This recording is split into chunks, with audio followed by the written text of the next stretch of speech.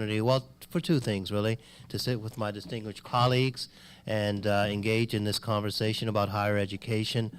That's always a pleasure, but it's also always a pleasure for me to take an opportunity to tell those who may not be as familiar with Florida Gulf Coast University some of the distinguishing traits that that give rise to the character of the State University's newest university. So I'm very pleased to be here. And I think you all should know, and Chair Proctor, I shared this with you some time ago, and you may recall, that I bring a unique perspective to this whole conversation. I was born in Sanford, Florida. I was raised in Florida. I'm a product of the K-12, the junior college then system, and the state university system. The education that I received here in the state of Florida really was foundational to everything that I achieved when I left this great state, and I had the opportunity to study, to teach, and to do research at some of the finest institutions in the world. And it all started at Palmview Elementary in West Palm Beach.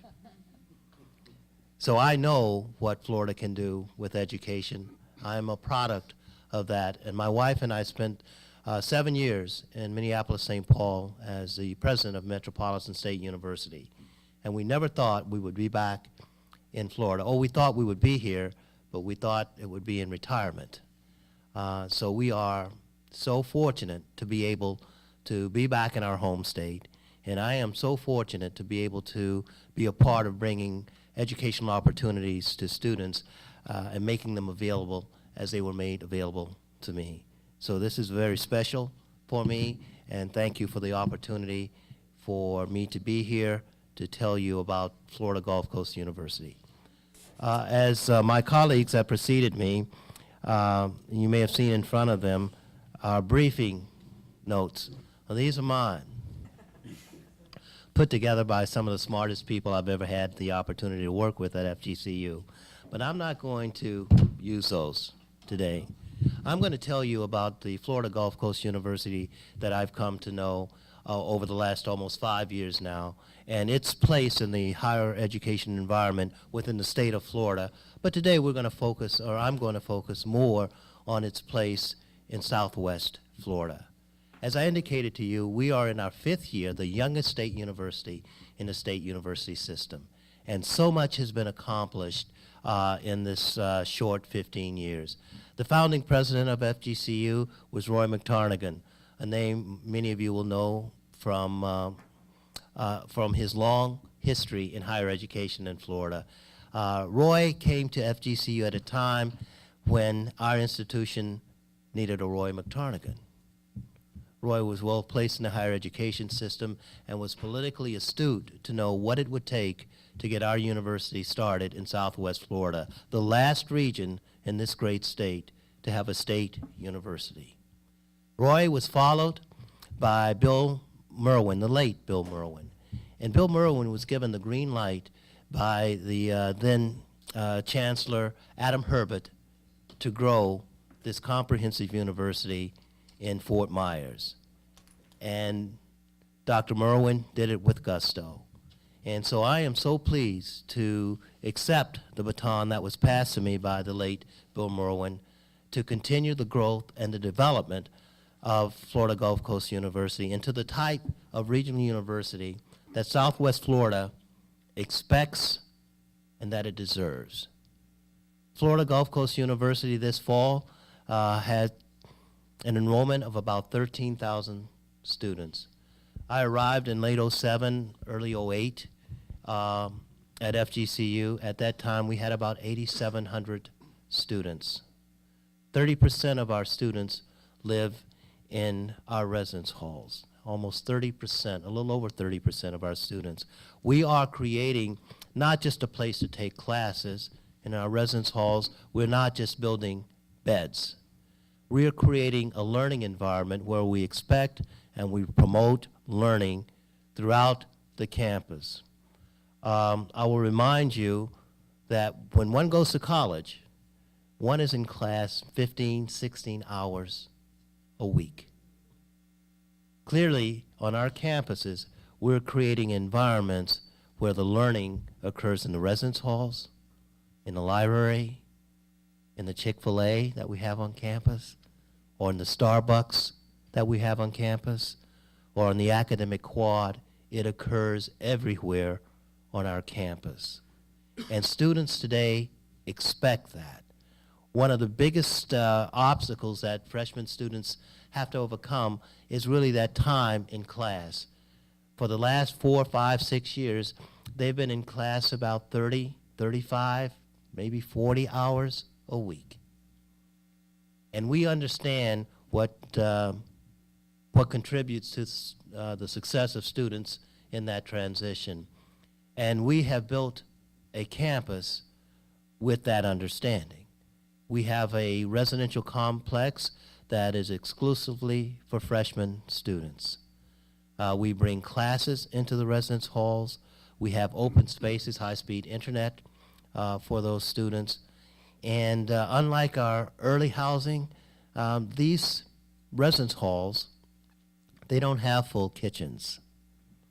Students are encouraged to come out of their residence halls, and we have common spaces.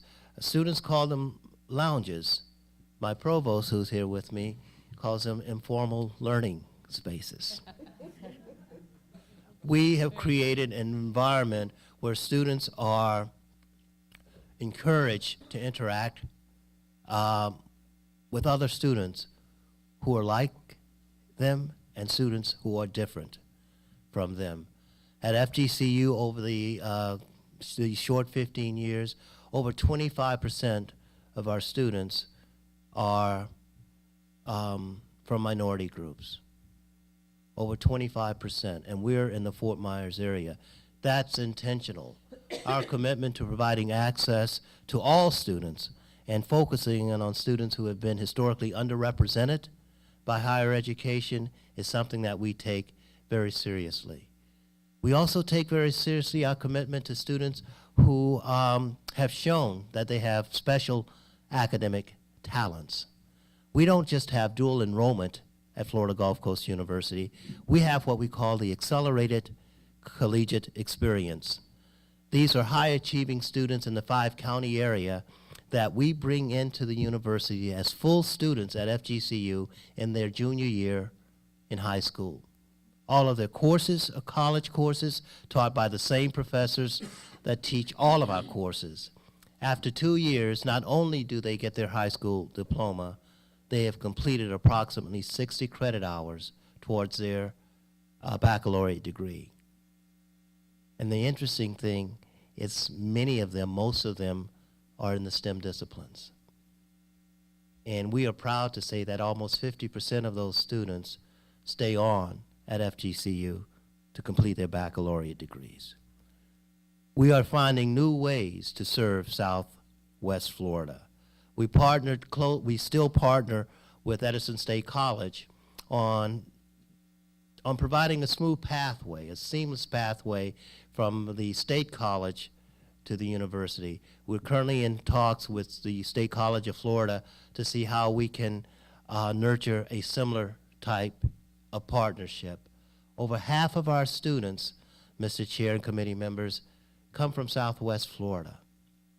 This past fall is the first semester that we got more applications and admitted more students from a county outside of Southwest Florida. We think that trend is going to continue because we think our reputation is growing, and when you visit our campus, and some members of this committee has recently visited FGCU, you will see why. We have the great fortune of being able to build our buildings to serve the disciplines that they house. We have a stellar College of Business, the Lutgert College of Business, which achieved full accreditation in record time. For the last 4 years, that College of Business has been named by the Princeton Review as one of the top 300 business schools in the country. We're very proud of that. And I really should give a tip of the hat to Dick Pegnetter, the former dean who retired last year, who provided the leadership to make that happen. We have a College of Engineering that was recently accredited by the top accrediting agency of colleges of engineering and technology in the world. And I need, again, tip of the hat to Susan Blanchard, a woman who we brought in '05 to get that job done. She got it done. She's the founding dean of our UA Whitaker College of Engineering. She just announced that she's going to be retiring at the end of this year, but that was a job very well done. We have a unique organization in Southwest Florida, the Alliance of Educational Leaders. And the members of that alliance include not just presidents of Edison State, although he's there, or now she, the interim president, and I serve on that alliance, but the superintendents of each of the school districts in our 5-county area also are members of the Alliance of Educational Leaders. And we meet regularly. We establish a common legislative agenda, and we are seeking ways to enhance our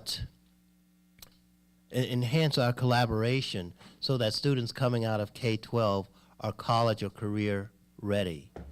And that is a challenge in Southwest Florida, but we're not sitting around whining about it. We're meeting that challenge, and I have learned so much about the complexities of what's required of the K-12 system. I've always respected it. I have a great deal more respect for the challenges that they have to deal with.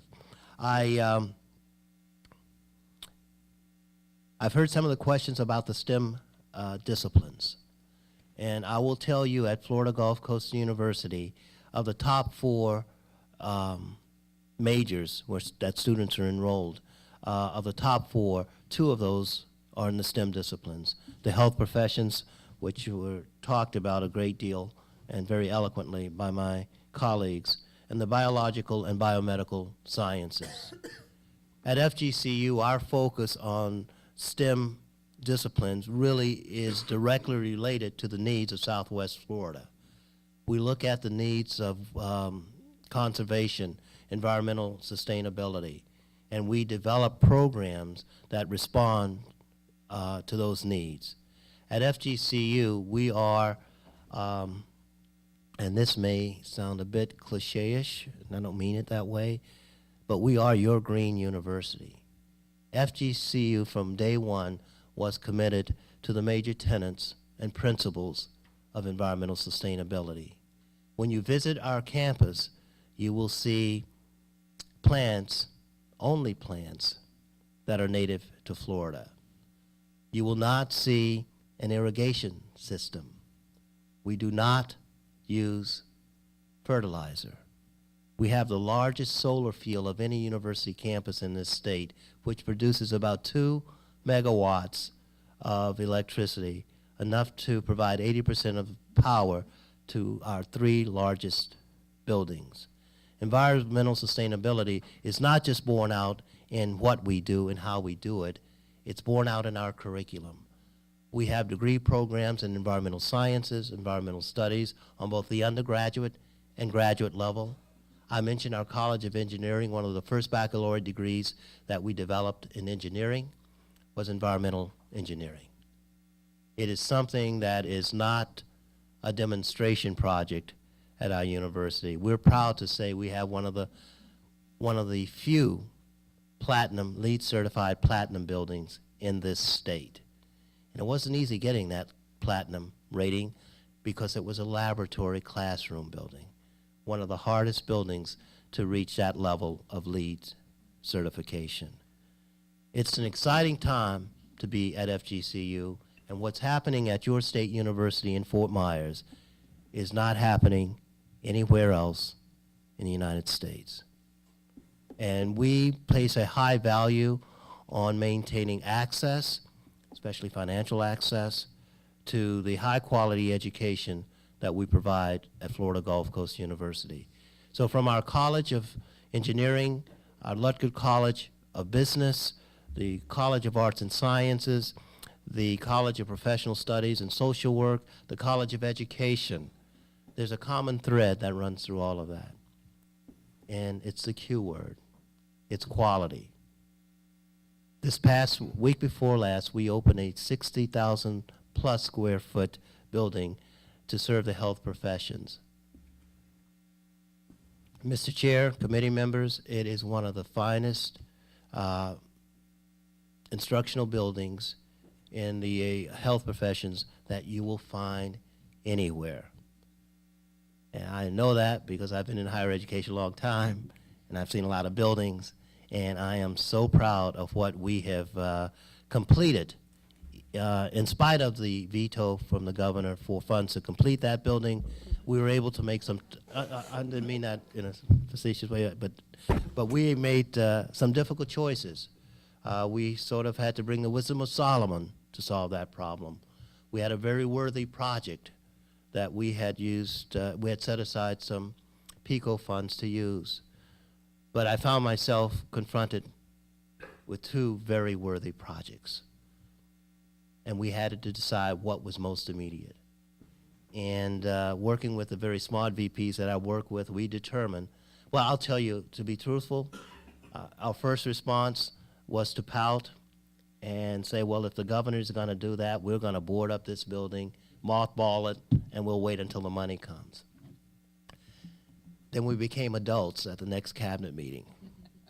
And we decided that it was important to open that building so we could expand our programs in the health sciences. We made some difficult choices, and that building opened a couple weeks ago, and I invite you all to come and see a pocket of excellence in your state university system.